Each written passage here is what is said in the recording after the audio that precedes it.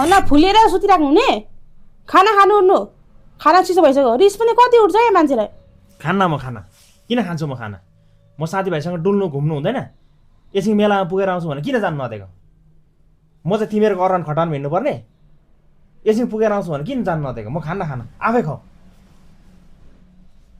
किन खान्छु यहाँ हेर्नु त है तपाईँलाई मनपर्ने 3 पिस सुँगुरको मासु पकाइदिएको छु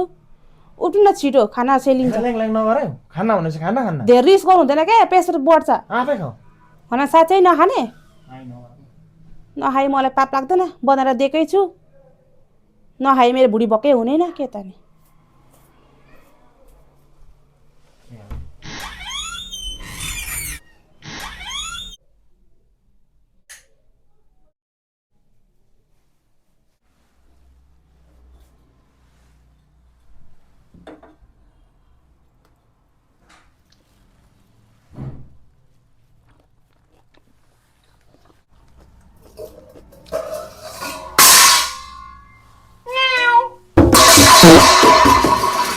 अघि मायाले अछिन भात लगिँदा चाहिँ नखाने अहिले चाहिँ ढाडे बिरालो भएर भात खान आउनुपर्छ